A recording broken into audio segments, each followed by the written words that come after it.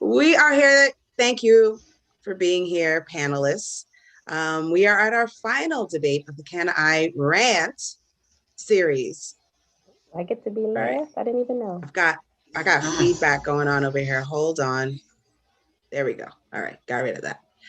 Okay, so we've talked about some issues over the summer series that we thought maybe things that people are talking about in their homes with their friends, but we wanted to give just some space for the conversation. So give people time to just have a clear thought where they're not being spoken on top of and they're not being fought down. Get a few minutes to just say your piece and then have a clear debate back and forth on a topic. And today's topic, I think we have got the best two people for it. Today's topic is, are West Indian parents dream killers? I mean, I know personally I can argue both sides of that coin. But my name is Jamila Glean, and I represent Soka Say So and BK Rant and Rave, the podcast. This is similar to the live experience, by the way, for anybody who missed the live experience. But here, let me introduce our panelists today. We have Eva Wilson, who's a wife, Hello. mother of three, author of 2 children's books, an illustrator, a speaker, and a graduate of Howard University's School of Law. She's the owner and editor of the award-winning website, SokaMom.com. She's a homeschooling advocate and the founder of Soka Mom Summit, which I am happy to say that I was actually a part of, and so was our other panelist, Deanna Andrews, also known as Dish Chick. She's a Carnival blogger. She is a many hats. She's the co-founder of BK Rant and Rave.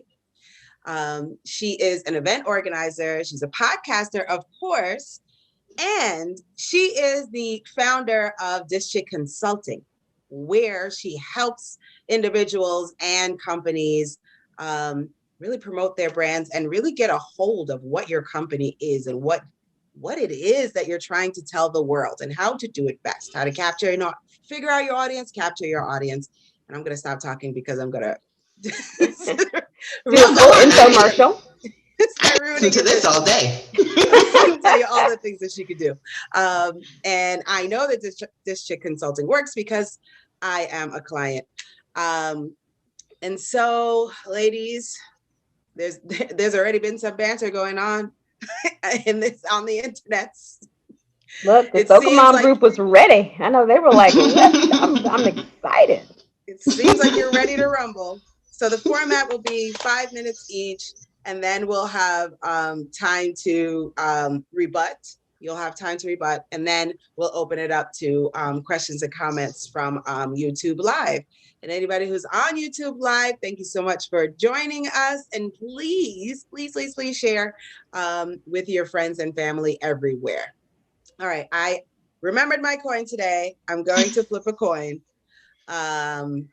And so heads is Deanna. So let's see. It's tails. Eva, would you like to go first or second? I would like to go second. I really want to hear because somebody's been talking trash on the interwebs and in my text messages. So I want to see what I need to see what you got. Let's see it. I'm ready. You came straight to her in a text? I mean, in my text. I mean, it's a battle, son. She's like, I'm fighting you on all fronts. Everywhere. Fronts. When you wake up, you're going to see me. I get it. Mm-hmm. Okay. I'm going to Daenerys this debate. That's okay. It's right. I'm ready. I am ready. Deanna, are West Indian parents dream killers? Of course they are. Done. No. Okay, so I am not at all intimidated going up against the doyen of Caribbean parenting, Soka Mom. Being someone who was raised by West Indian parents, Guyanese parents, I can absolutely attest to the fact that West Indian parents are dream killers. So here's why I say so. A few points. One, there's this old school mentality of child rearing that is prevalent in the Caribbean. It's a very authoritarian style. I did not coin that. That was actually from Tanisha Burke from the university in Germany. But that type of parenting style is basically punishment. It's punitive. It's discipline by submission. Do what I tell you to do. Anybody who has been raised by West Indian parents knows children are to be seen and not heard, right? Everything is just do what I tell you to do. There is no back and forth. There is no dialogue. There is no voice for the children. So that type of mentality alone, it already puts you into a box as a child. So you don't really have that freedom to come to your parents to say, I want to try something different when I think about my professional life, because you can't tell them you want to try something different at all with anything. You just do what they tell you to do. Also, a lot of West Indian parents are not aware of current revenue streams. I mean, if you think about just the wave of technology in general, there are a lot of ways now for people to make money, different ways for them to actually earn a living and be financially secure. What do West Indian parents always try to channel their children into? You're going to be a doctor, you're going to be a nurse, you're going to be a lawyer, you're going to be a professor, and that's pretty much it. Anything else is failure, regardless of whether or not it gives you financial security. But in February 2021, CaribbeanJobs.com said that among the top 10 fields that are actually needed in the Caribbean are web developers, project managers, online marketers and content creators, administrative assistants, and counselors. How many parents are telling their children to grow up and be an online marketer or a content creator, which I can attest is a viable option for your life. That is a completely viable career field, and it's actually in demand right now. But West Indian parents don't lead their children to do that. For those people who have moved their children out of the Caribbean, out of the West Indies, and brought them to America or to the UK, those other revenue streams are actually very prevalent. In the UK right now, the top paying jobs are marketing and sales directors, IT specialists, advertising, and public relations. West Indian parents do not tell their children to go into those fields, even though in the UK, which means you're probably getting paid in pounds, that is money. That is a lucrative industry. But we're not being told that. Also, they do not offer support until they see that there's possible bragging rights, let's say. You know how West Indian parents like to brag about their children, brag and boast. So everything is, oh, he's a lawyer, he's a doctor, whatever it is. And so they don't really think about those other career fields as being boastable. We had Stefan Bristol, Guyanese American filmmaker, on the podcast, and he said that his mother was a dream killer. She was not interested in him being a filmmaker until she saw that he was working with Spike Lee, getting some opportunities. She has to get a dress to walk the red carpet with him. All of a sudden, okay, maybe I'll show some support.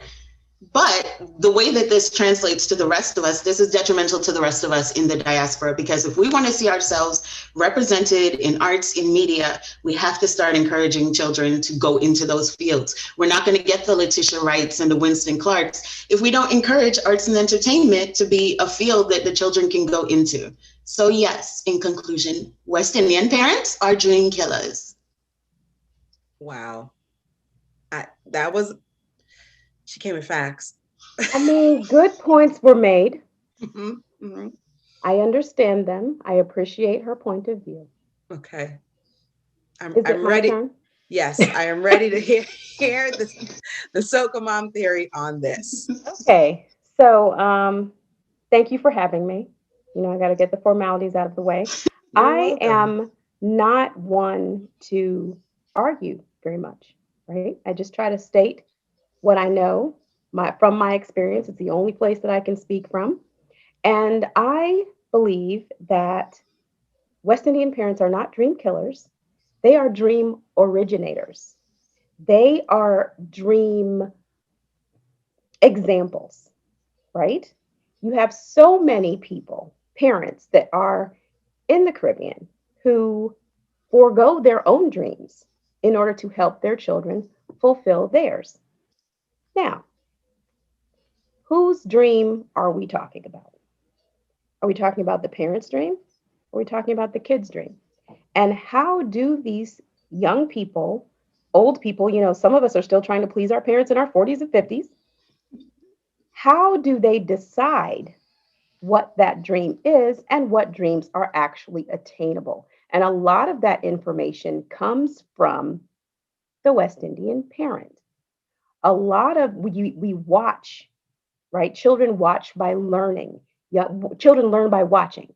Young people learn by watching. You see, you know, your parents doing things that were not necessarily within their reach. They're absolutely dreams. You see parents coming from abject poverty to rise to become amazing, amazing people. And when kids watch this, they believe that they can do it. So that's why they say, you know what, I want to be X, Y, and Z thing, right? Without seeing their parents and other parent type figures excelling, achieving, trying something different. They don't even know that that's possible, at least not possible for them. They might see other people outside of their family achieving, but when you see your parents achieve, or when you see your parents sacrifice in order to achieve something, you start to add to that collective, maybe I can be something. Maybe I can be a artist, right? And of course, you have the parents, and I never like to say all, but you have some West Indian parents who say, I would rather you be X, Y, and Z, because that's what they know. But at the end of the day, they want you to achieve your dreams, even if it might not be within a certain field. They want to see you happy. They want to see you healthy. They want to see your bills paid because they don't want to pay them, right? They want to see you, being able to raise a family if that's what you want to do. They want to see you get an education if that's what you want to do. So I believe that West Indian parents are dream originators. They show us how to dream, right? So that you can get that pushback. Because if they never showed you that there was something else, you wouldn't want nothing else, right? If they didn't show you how to dream and how to reach for something else that was possibly unattainable, you wouldn't have this laundry list of things that you want to do. You might say, well, my mama dig ditches, my daddy dig ditches, my grandmama dig ditches. I guess that's what I do. But when you watch like my grandmother, she washed clothes and then she moved on to becoming a nurse. And she moved from Trinidad to Tobago to the UK to become a nurse. My mom watches her and her sister becomes a physician, becomes a nurse. My mother becomes a physician. It just so happened she had the same dream, but all of the kids didn't have the same dream. All of them didn't have, it just so happened that that's one of those acceptable fields. But when you watch your parent fulfill their dreams and push you, then you can add to this laundry list of dreams. You can believe I can be an artist. If you watch them with the pushback they get, you say, well, if my mama pushes me back, guess what? I can still do it. So whether they want to or not, they show us how to dream. Well,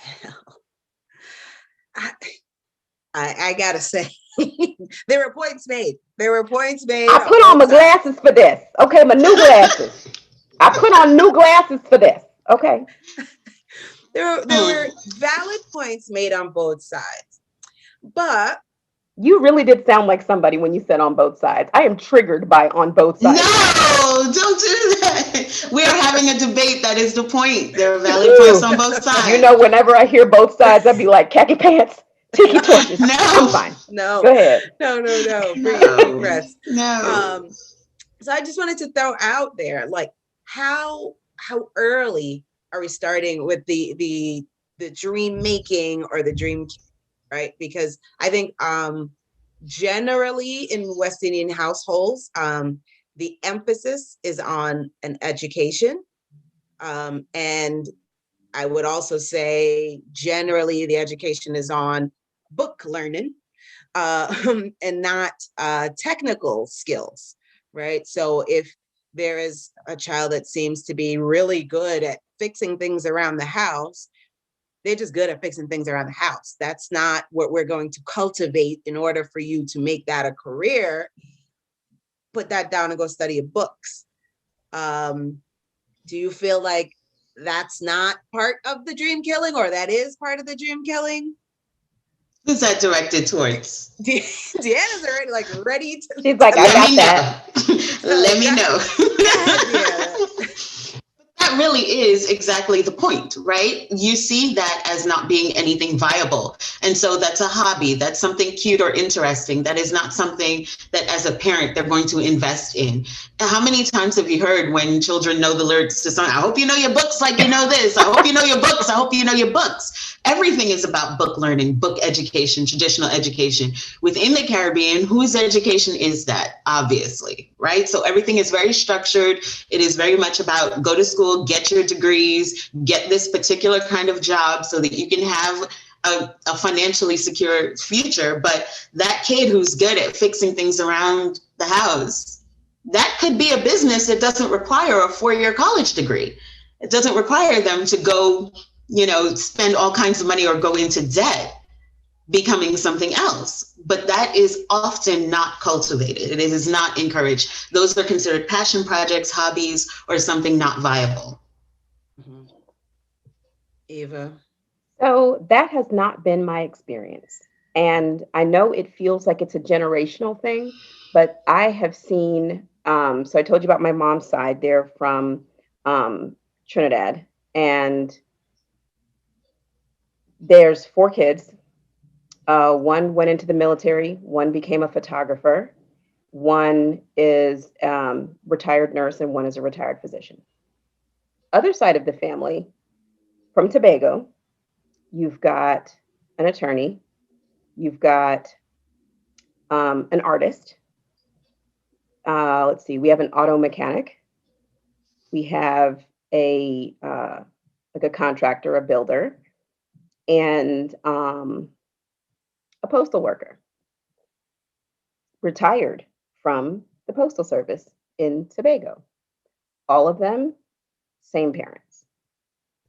And I would say definitely authoritarian parents, but, they were left with room, right? They were left with room after a certain age. Actually, I wouldn't even say after a certain age, after a certain point in school, to decide where you want to go, right? Is your life going to be easy, or is your life going to be hard? That's really the 2 decisions that you have.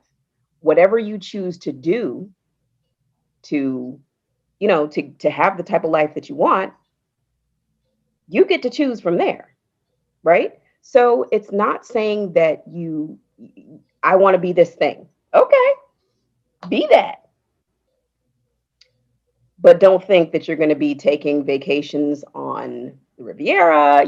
They're very practical people. And that's fair, because what you don't want is to have children that have no sense of what the real world is like. I'm not saying beat them into submission so that they are cynical about the world, but when they're choosing careers, dreams, aspirations, they're things that they can use to support themselves, because a lot of times these parents have made huge sacrifices. They have foregone their own education to educate their children. They have not eaten. Some people don't eat at night because they need their kids to go to school. When my dad went to school, his mother died, and they didn't tell him because they wanted him to finish his exams. So when I look at what West Indian parents do and what they give in order to help their children believe that they can have these dreams, whether they push back on them or not, because at the end of the day, if it's truly your dream, nobody can kill it, parents or not. You can respect them all day. But I don't know any West Indian people who've come to me or talked to me and said, you know what? I am working in this dead-end job because my mother told me to. I'm 56 years old and I can't leave. Well, you killed your own dream. Your mama didn't do it. You can't blame her. But how many of them are succeeding despite their upbringing as opposed to because of it, right? So if you're being told when you're younger that you are supposed to finish your exams and do this and do that and go to school and all of that.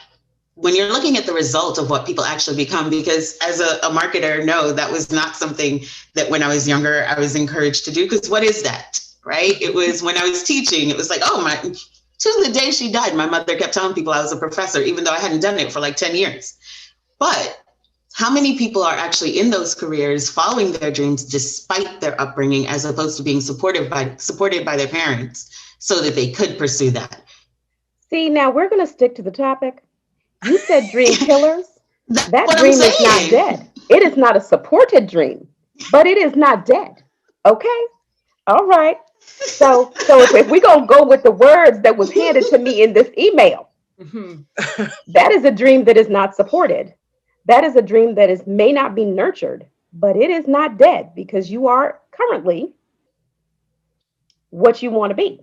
So Amen? you are what you want to be despite them, and therefore they didn't kill it because you fought for it. Okay. They can't kill it. You know what I'm saying? Okay. If that is your dream and they have, because at this point, am I supposed to be your guidance counselor? Let's be real about this. When you're 25, 26 years old, am I supposed to be presenting you with job options? No. Google is free. You're not gonna, your parents don't have to take you through things, but they don't. They can pay for you to go to school, or they can blink and fold their arms. Like it is, which is exactly what happens. Yes. Well, that's understandable, because if you are 18 years old and you could vote, you are 21 years old and you could drink, you can get online, you can stalk your girlfriend, you can stalk your boyfriend, you can do all those things you need to do. You can type in grant opportunities, foreign student loans, you can type in whatever you need to do to find what you need to find. So the new West Indian parent is not saying if you can memorize that song, you can get in them books. The new we are saying it's generational. Well, I wouldn't say that, because there are so many of our parents who got themselves into school. You can blame your parents all you want to, but at the end of the day, if it is your dream, you will do what you have to do to attain it, whether or not they support it. If it is truly your dream, no one can kill it but you. Correct. You see me sit back when I said that, though? Did you see me sit back, though? Because see, that means I'm done talking. That means I said what I said. That means I sat back. I see that. So then you're saying achieve despite your parents? I would say achieve. It doesn't matter if it's your aunt, your cousin, your best friend, because we know how they act too. Your best friend, you thought it was your best friend, your boyfriend, your husband, whoever it is that is standing in the way of your dream, you achieve anyway. No one can kill your dream but you. So, for devil's advocate, the devil don't need help. What? There are some West Indian parents who will bad talk what you want to do. Yes. Bad talk it to the point of mental affecting your mental, right? Okay. So to the point where you're saying to yourself, I'm not a good person to do this because I'm going to disappoint my parent. Okay. And I love my parents so much. I do not want to disappoint them. And you go to family outings, they're telling everybody, yeah, they're doing that hip hop nonsense. They're all over the place. You want to be spending money on studio nonsense. I don't know what that's about, but you're not Jay-Z. You're not going here. You're not going there. And there could only be so many basketball players. And so you need to study it. And so you need to go this way, this path. This is what I found. This is what I think is good for you. You should do this. Is that encouragement to think better for yourself, or is that the definition of killing someone's dream? I think Deanna says yes. It's Deanna's turn. But yes, Deanna, you can say it for yourself. Yes, I think that, so when we're talking about it, like, Yes, you can come from humble beginnings. There are many different paths to whatever you determine for success. When we're talking about the child rearing and the parent in the household and the person who actually guides you and also pays for a lot of your schooling, especially if you go away for high school, etc., there's an expectation that you will do certain things. And if you do not do those things, you are a bad child. Look how much I sacrificed for you, and you want to go and do this, and you're a bad child. You are disappointing them. And like you said in the beginning, many of us to this day still want to please our parents, right? You're disappointing them. You are not going the path that they have prescribed for you, the one that they consider to be successful. And therefore, if you're not successful, you're a failure. And that definitely plays into the psyche. So you can achieve despite them, but if you're talking about the actual rearing, those dreams sometimes are killed before they mature, before you reach high school. I remember being told by a teacher that I got high marks for creative writing. My mother didn't know what that meant and thought my handwriting was sloppy. And so it was like, this is terrible. How could you? And berated me for something that was actually good. There are a lot of times in West Indian households that dream is killed before it can even mature. So from that moment, before you turn 25, 18, able to vote and stalk your friend, I don't know what children you're talking about, but before you get there, that already has been told to you that is not an option. It is not an option. If you are my child living in my house, if you want my funds, eating my food, you are not going to do that. You're going to do these things because I sacrificed for you. To your point, they sacrificed for you to do this. I'm just gonna just dump more stuff on top of it. A lot of things that we're seeing now that people are professionals at as adults, they started from childhood. And so now we're seeing, it being glorified that you're playing tennis from you're 4 years old and you're taking it so seriously because that makes you the champion when you're 20 years old. When you're, playing video games is now a full-fledged profession. Yes, you can make a lot of money. You can make I have millions. a cousin who is a professional gamer. Right? Yeah. And so are the West Indian parents up to the times? Are they? Because like we're saying, like Deanna's saying, it is way before you're 18 that your dreams are emerging, and that someone needs to foster your dreams and what you want to do. So how early are we calling it dream killer or not, Eva? So when we're talking about parents at this time, right? We're not talking about my parents. We're not talking about parents in their 60s and 70s and 80s, okay? Because they're no longer rearing children. They might be in your ear, but hopefully whatever, because we're talking about employment, right? So whatever dreams you intended to have, whatever dreams you allowed to be murdered and buried, that's on you at, 28, 29, 35, 40. That's on you. So now you're talking about children who are coming up in new and Caribbean parents of this generation. We're talking about parents who are on WhatsApp. We're talking about parents who are on Instagram. We're talking about parents who are on Facebook. They're seeing other people's children doing certain things. They're looking at Naomi Osaka. So they're not saying, you have to be this, you have to be that. We're looking at parents who are in their 30s and 40s who have seen what can happen when you nurture a gift from early, right? So I would say the parents that I know who are currently in the child rearing space are most definitely seeing these things. They have access to things that the parents in their 60s, 70s, 80s did not have access to as far as information and as far as what could be a not even lucrative, but what could be a sustainable career. So, I definitely think that parents now, West Indian parents now, they love the idea of getting their kids into tennis programs. They fight to get their kids into gymnastics programs. They will send their children abroad. I know people who send their children abroad because they see a talent they have for singing or dancing or another, or a sport, right? So I don't think that parents now are the same as parents of my parents' generation. I think that the information is there that lets them know early is better. If you see your kid washing dishes and they sing, you best believe that parent is about to get on WhatsApp, send that to the whole family, whether it's good or not. They're going to put it on Instagram Live. They're going to put it on Facebook Live. You know what I'm saying? So I think that people are just now understanding that there are other ways to pursue dreams. I'm wondering if I'm just thinking out there because the older generation, I think, is more thoughtful about how do you succeed, how do you get a better job, one that no one can take from you.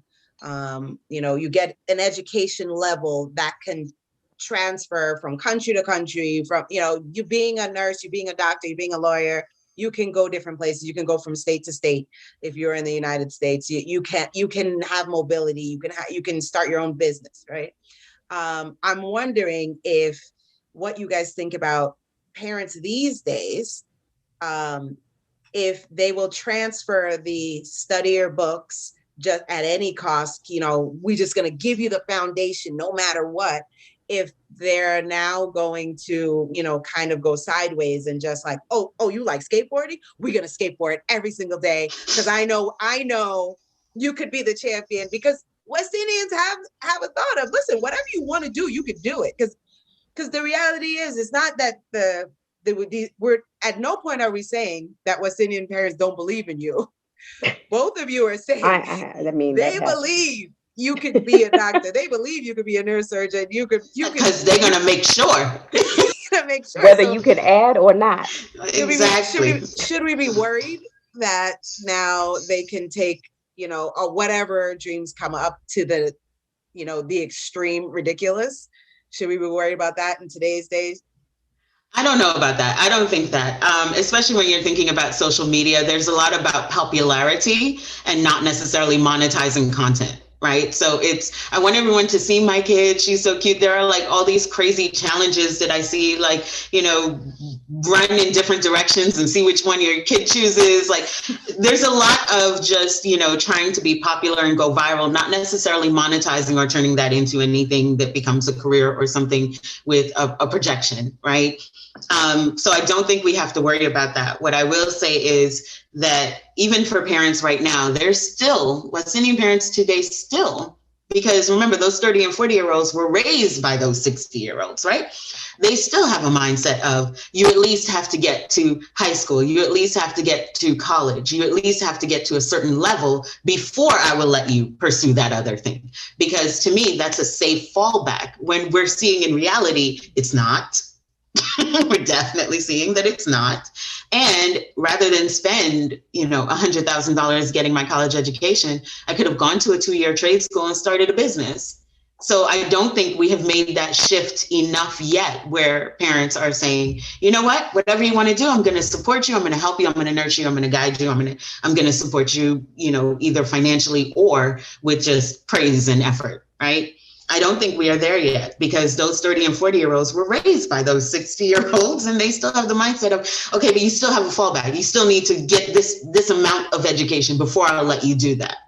Mm-hmm. I can't wholeheartedly agree with that. I will say that a lot of the old You're not schools, supposed to. I'm trying to be nice. So I would say that a lot of the old school stuff is still there. And it's not, it's not saying that, high school minimum. I wouldn't even say high school minimum, because if you're in the Caribbean, there's a testing system. I believe some places are getting rid of it, but there's a testing system that just kind of tracks you, puts you in a track to go certain ways, right? And if you don't pass that test, your future, if you decide to stay there, has pretty much been determined by your academic success. And I'm going to say based on that particular test, because some people don't test well. You don't have tests for dyslexia, different stuff like that, right? But fact is, your future has been decided for you. Whether or, did your parents get you into the right school? Doesn't matter, because you have to pass this particular test to even have a chance at being the doctor, the lawyer. It's not like America. And even in America, where I live in Chicago, you are tracked to go certain places starting in the 6th grade. So, a lot of the opportunities, the parents try their best, but it's not even up to them 100% to nurture or kill a dream. I mean, we are not all powerful beings that can create these opportunities for you just because we want to, right? And children are individuals. Parents are also individuals. West Indian parents are not a monolith. If I learned anything over the last 10 years, is that every single parent is absolutely different. You may have someone raised in an authoritarian home and their kids are essentially hippies, okay? Like, you just never know what that person is going to take from their upbringing and from their West Indian experience, right? They may say, you know what? The things that I cherish the most was that my parents let us stay there through 18 to make sure that we could appreciate the ocean. We could appreciate the weather. We could, not be dressed up in coats and everything else, right? We could experience a certain type of freedom that doesn't come with being a minority in the UK or in the US or in Australia or other places that they could go for a so-called opportunity. Okay. As far as, how much power a parent has, I mean, emotionally, you can choose to support or not. But there are a lot of parents that at the end of the day, they just want their kids to be happy. And if they don't want their kids to be happy, because there's some of those too, they would like them to sustain themselves.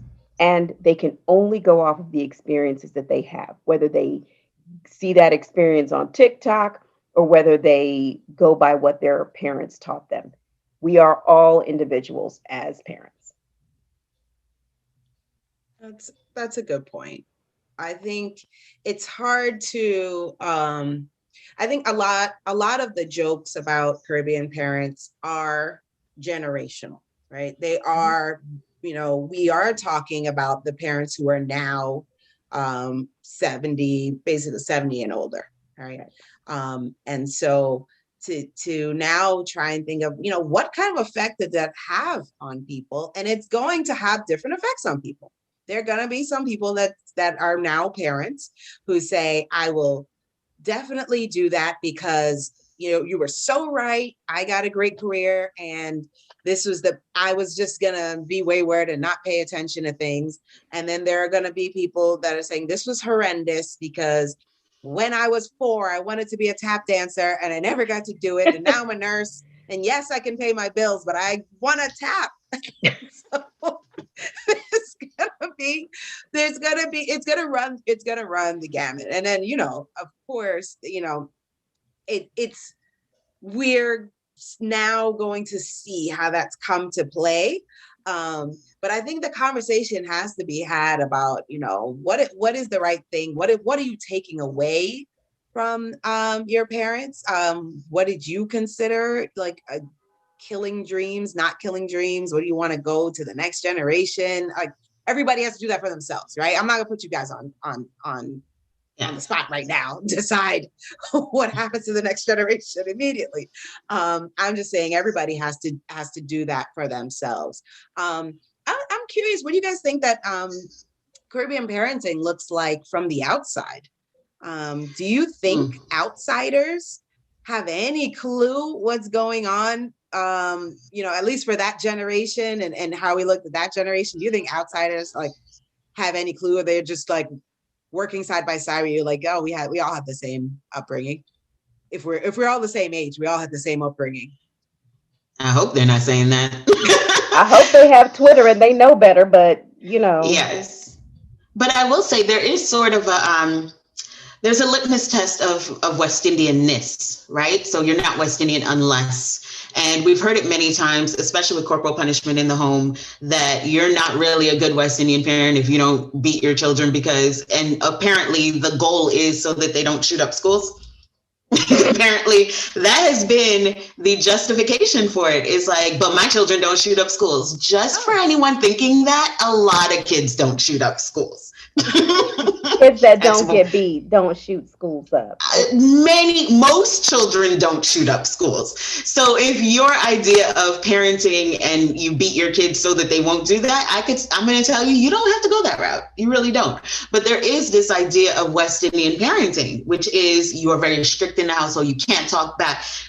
We see it all the time, and that stuff is still prevalent, even going down to current generations. Like, those types of things are still prevalent just because that is a link to our culture, right? To say that we are more strict in the household and we do demand a certain level of respect. Don't walk into the room without saying good morning, good night to every single person in this room.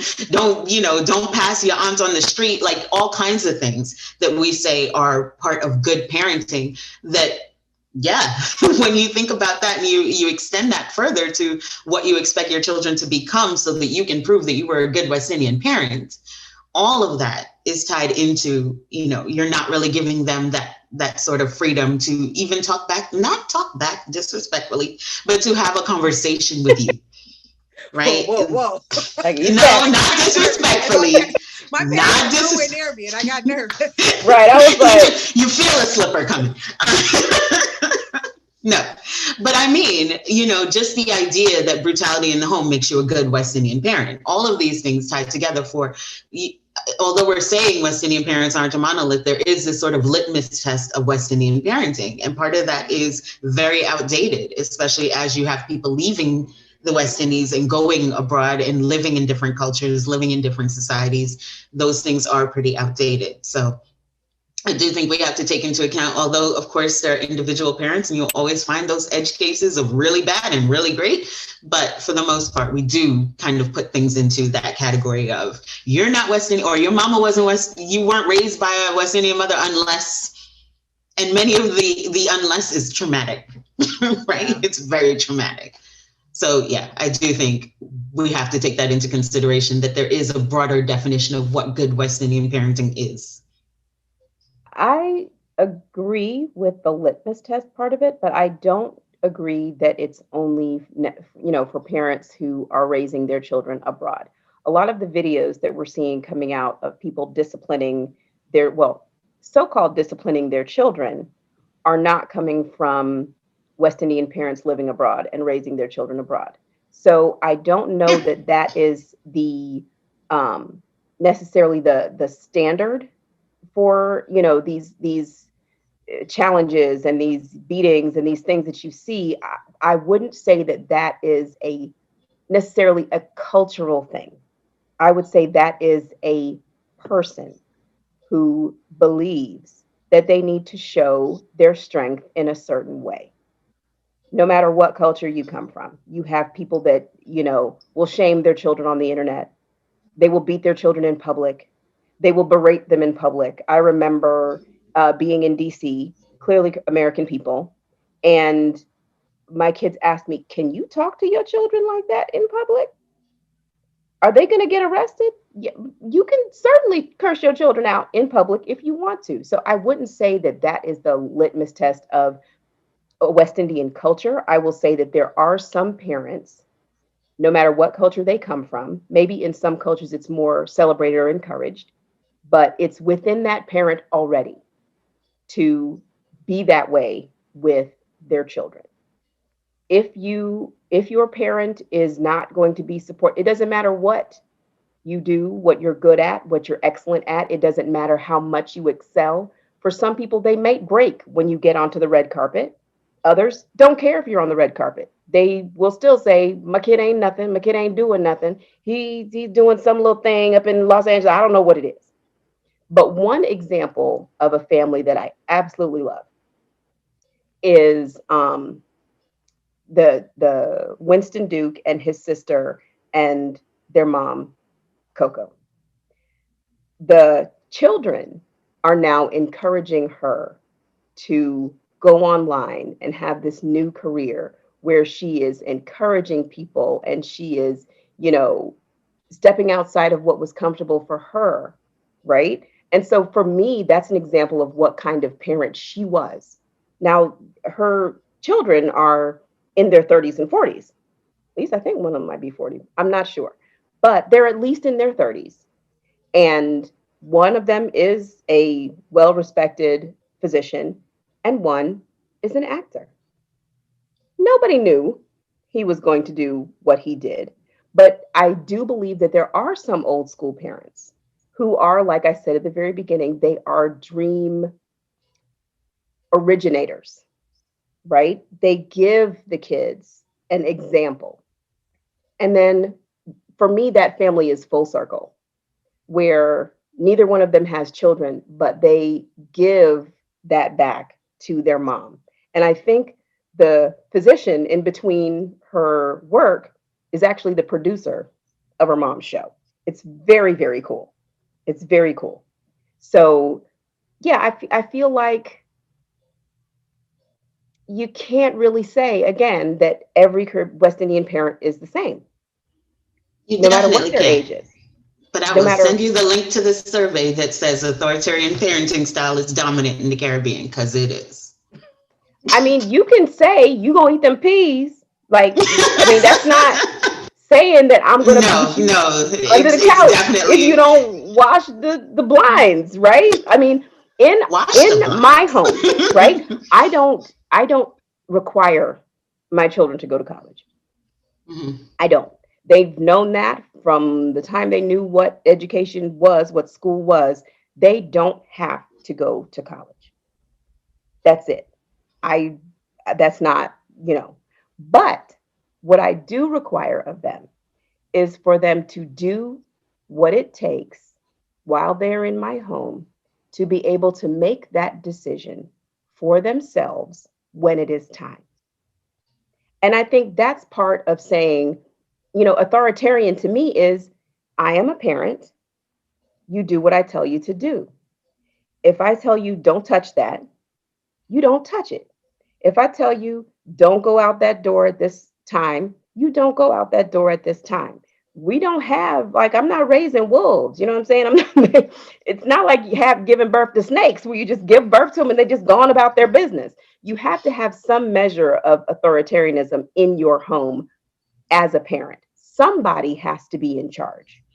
So Yes. there have to be some rules, some parameters, but just because there are rules and parameters and there is somebody in charge, that does not mean that your dreams are dead. That means they may be deferred until you get out of my house and out of my pocket, but I didn't kill them. I will send you the link. There is a difference between authoritative and authoritarian. They do make that distinction. And Well, they so didn't what you're interview talking me, so there's that. They I interviewed mean, I am me. happy to have you be the new standard of current or modern Caribbean parenting. I think it's fair. I think it's fair. I got new But glasses. I got modern stuff. I'm saying. So I will leave that to you to lead the charge. But I will say we do have to address that issue of just being the kind of controlling figure in the household, not necessarily providing the parameters, as you said, but being controlling. There is a difference. Mm-hmm. Yeah, Don't you give me that look. You know there's a difference. I mean, my kids got options, but it's kind of like you want broccoli or you want peas. Like there's no third. There's two things, and both of them are what I want. So maybe I am authoritarian. Maybe I don't need to take the survey. Maybe it's done. Maybe that's who I am as a person. We just said you're gonna lead the charge for the modern Caribbean parenting. You can't regress now. I can't take it back. Girl, you were just so good. You were just so good. You got me believing. Wow. I don't. But that was, I gotta, it's your show. Wow. I think the point of having the conversation is not to come to a point and come to an end. It's really just to highlight, certain things we see, and just question them. Because you know what? Children coming from the parents of that generation did not get to question much.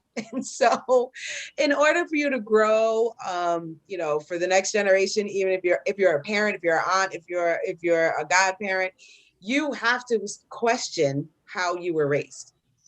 And you have to question, why were such hard lines taken for things? I myself, I was very adamant that I wanted to do acting when I was younger.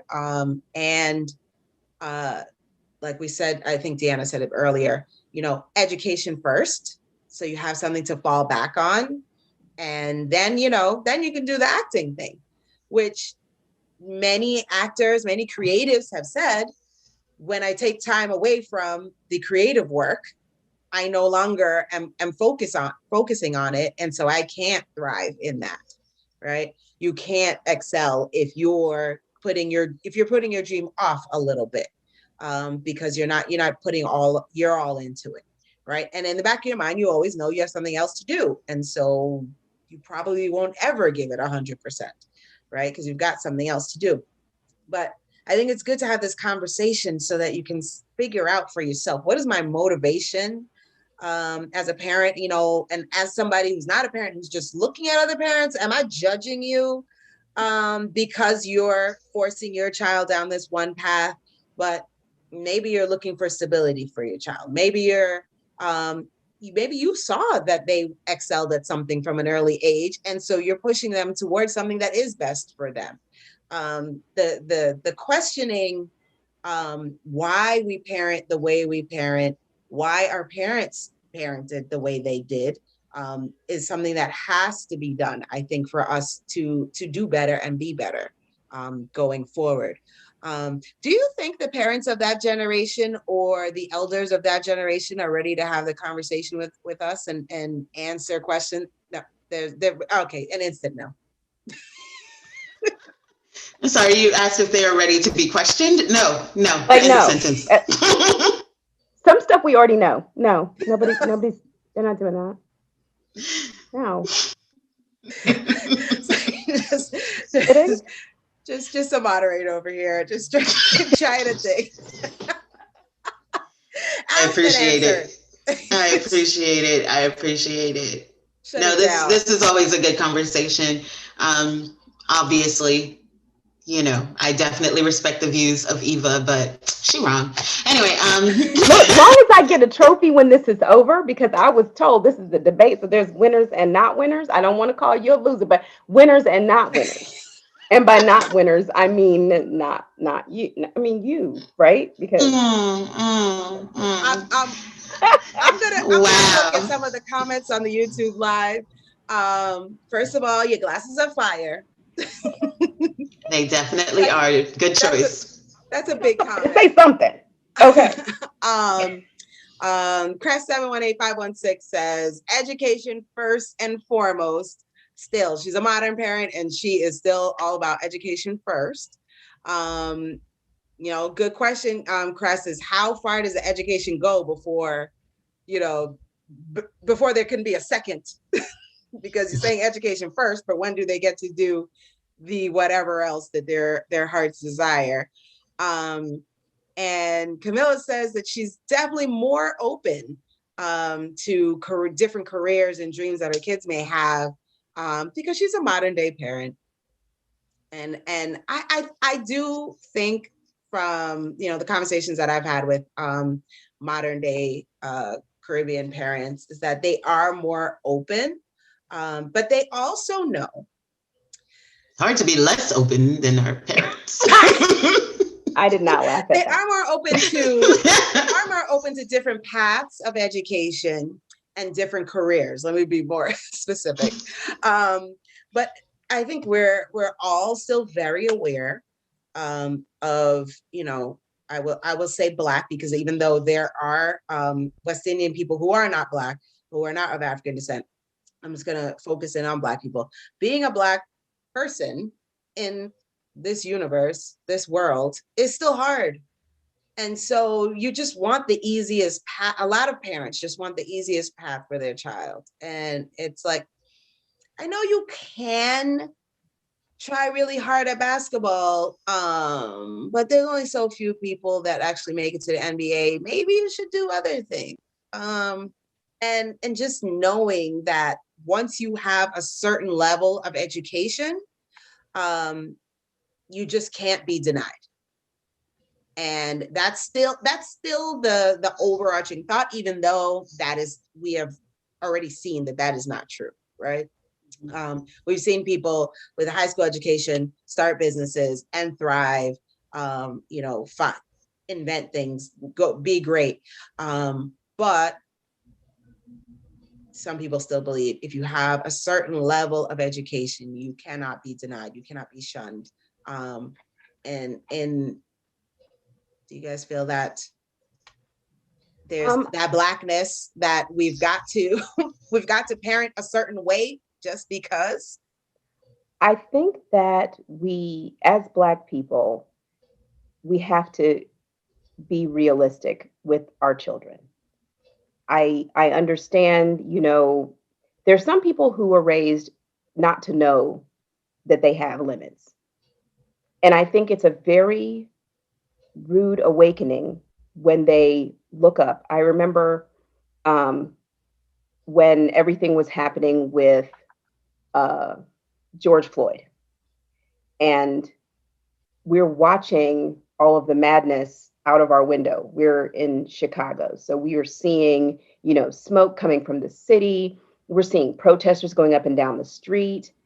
And day 2, my middle son, who is he's Black. He knows he's Black. I'm sure I told him at some point in the last 16 years that he was Black.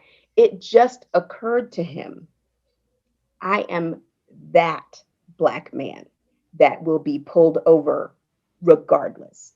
It doesn't matter. I mean, they're not going to ask me for my high school diploma. They're not going to ask me for a college degree. They're not going to ask me where I work. They're not going to ask me how much money I make. They're not going to ask me if I have a family. None of that matters because I am a Black human, right? So I feel as though West Indian parents just want to take some of the roadblocks out of the way for the rest of your life, right? There will be situations where none of that will matter, but if they can take one roadblock out of the way, being that high school diploma, if there's something that you want to do, parents know these kids change their minds like this. You know how many violins I have at the house, and don't none of my kids play the violin? I mean, I had kids do karate. We got karate gloves up in here. Like, kids change their minds. One of the things that Caribbean parents will tell you of all generations, the one thing they can't take from you, they could take your legs if you're an athlete. They could take your face if you're a model. But nobody can take that education out of your mind. And no one can take those skills, even if because some people say education is informal education, but others are meaning, I need you to have a trade. I need you to have some sort of, like, I had a trade in college. That's what I was taught, that you have to be licensed to do something. My parents didn't care what it was. You could be a licensed dog catcher, but what you're going to have if something happens to you is a license to do something, right? Something that doesn't require a college degree or something like that. So I think it's just parents in general who want to take those possible stumbling blocks out of the way. The same reason why they, they teach you your table manners, because you never know when you're going to have that opportunity to be at dinner with somebody that'll make or break you. They teach you to say good morning, good afternoon, good evening when people come in the room, because they know that makes an impression. And that could also be a roadblock, because so-and-so doesn't have manners, so-and-so doesn't know how to eat at a table, so-and-so don't know how to keep his food off his chin and his shirt. So I think that some of it is just generally parenting, especially for Black parents, that we want to take some of those roadblocks out the way. Which totally makes sense. And I think that there is, people are parenting from their frame of reference, right? they grew up in a certain time. They don't know what it's like to grow up in your time, right? So they're coming with a frame of reference. They're thinking of, I'm doing what's best based on what I know. What Eva is going to do when she leads the charge for modern Caribbean parenting is to encourage the dialogue so that they can expand their frame of reference. Because yes, of course, you want the best for your children, but that also might include just being encouraging. Okay, they wanted to play the violin, they don't want to play the violin anymore. All right, I guess I'm getting karate stuff. All right, I guess I'm getting this. But at some point, your children know mom supports me, and that might be enough for them to flourish and to pursue those other dreams and talents. Got it. I think we ran through the topic, honestly. I think some of the takeaways or some of the, let me switch my view here. Some of the points that stuck out to me was that West Indian parents are not a monolith. They are, especially the modern parent, is approaching parenting in many different ways for various reasons. Be it, where they came from, where they are, how their parents parented them, and what they decided to take from that and leave behind. Everybody has to figure out their own path. Eva already told y'all that nobody can kill your dreams. It's up to you. And I mean, that hit me in my heart. And she's not my mom, but you're right. You're right, Eva. Wow. They can't take it from me. I'm gonna do what I want. Okay. Oh boy, now she's gonna go acting. Thanks a lot, Eva. Listen. Let me tell you something. That's 2 points for me. You thought I wasn't listening, but that's 2. That's 2 of them. Oh, the rest are mine, so it's fine. Go ahead, take it 2. I think the statistics are there. Deanna brought us the statistics, that the statistics are there, the numbers are there, that's showing that on a whole, West Indian parents need to do better and need to question themselves, because the authoritarian path to parenting, it gets really scary and is full of trauma. And so we definitely need to do some research and dig deep and see, why are we doing these things? Do some trauma research for yourself, because you're dealing with it even though you don't know. You are. Don't have this conversation with your parents that are 7 years old or older, because they will not talk to you. That's what I learned today. The disclaimer is, if you do, please understand that we did not encourage you to. No one on this panel will be answering. No. Exactly. No one will be responding to your threats to sue us. None. And we really need to figure out what is the what comes first, and how long are we on that education path? What education are we driving towards? Are we looking at different kinds of paths, or is there just one kind of education? Are some people, Eva saying that she was encouraged to have a trade? I know many West Indians who are not encouraged to have a trade, because that's lowly and that's not as highbrow. And so figuring out, like, look into yourself and figure out, what does education really, really mean? And actually do the research that Deanna did to figure out where the money at. Because if you're pushing your child into something, listen, I'm a lawyer, and most lawyers I know will tell you, don't waste your money on that. It's a lot of money that you pay to go to school, and not everybody is the partner at the top law firm. And so you really have to figure out what is making money now. What is making money when your child will reach the age of making money and taking care of themselves? What is the trajectory? What is the future of careers and being established? I really appreciate you both for joining this panel, and for keeping the gloves on a little bit. I mean, the last 3 were mine, 2 were hers, so we'll just leave it at that. But go ahead, as you were saying. I won. Oh, did you? Won. In your heart? Because girl, nobody could kill your dreams. You're right. You won. Ma'am. All right, ma'am. Eva, tell the people where they can find you and your passion projects, your dreams, and where they can spend their money. Okay. I have two children's books. You can find them on my website, socamom.com. And one of them is really about one of them is about parenting and kind of who you are. And the other one is about getting out of the nest and seeing the wider world that's out there. So those can be found on socamom.com. I am SocaMomDC on Twitter, Socamom on Instagram, and Socamom DOTCOM on Facebook. If you type in Socamom, you'll find me. So I think that's it. Oh, and on YouTube, I'm just Eva Wilson. You could type in Socamom if you want to, and you'll still find me, but it's youtube.com/Eva Wilson. Yes, I was that early. Yes. Listen, but I also know that you're a proud mom, and if you want to plug your kids' things, you feel free to do that as well right now. Okay, so my kids are pursuing their dreams, and yes, they change and they cost us money. But if you would like to spend your coins, and so I can spend a little less of mine, you can go to lemonnerdy.com. That is my daughter's project. She is a YouTuber, a YouTube partner actually, and a coder, and kind of an all-around, you know, she's a little personality.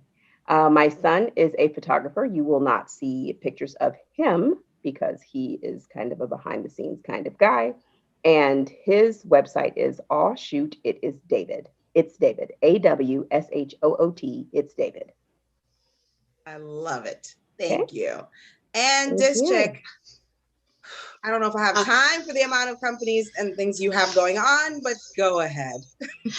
Well, one of the things that I have going on is the BK Rant Rave podcast, of which Eva Wilson was a guest. I'm really surprised she didn't tout that, seeing that that was like the best thing ever that she's ever done in life. That was fun. Girl, that's why I agreed to do this. I was like, ooh, get to argue with Deanna some more. I'm up for it anytime, of course. So yes, you can go to bkrantandrave.com. You can find all of our channels there. You can subscribe to the podcast. I am also Dischick. That's DYSCHICK. You can go to dishchick.com and see all of my carnival and event blogging. You'll also see some music that I highly recommend, especially those from Guyanese artists. That's right, I'm Guyanese. I'm also the founder of Dishchick Consulting. It's a freelance marketing consultancy where I help independent sole proprietors as well as creatives launch their businesses, really establish their brands, understand who they are trying to reach and the best ways to reach them, basically put their products or services before the right target audience. In my day job, I am a marketer, so I figured I would bring all of my enterprise marketing experience to individuals and creatives at a more reasonable price than what I would charge these companies. So you can find everything about me at dishchick.com. All of the links are there for BK Rant and Rave as well as Dishchick Consulting. Yay. I'm just Jamila. No, you're not. No, you're not. I don't partner with just Jamila. My name is Jamila Gleed. I've been your moderator today. You can find me at socasayso.com. You can find me at socasayso on all social media. And of course, you can find me at bkrantandrave.com. Make sure you find us on iTunes and Spotify. Like, subscribe. Listen, we have 5 seasons plus summer fun. So make sure you go and get up to date on all of it. Thank you so much for participating in the Can I Rant Summer Series. Please tell your friends that this will be up on our YouTube channel. And you can also find it on bkrantandrave.com. Okay, night. Okay, bye. Bye.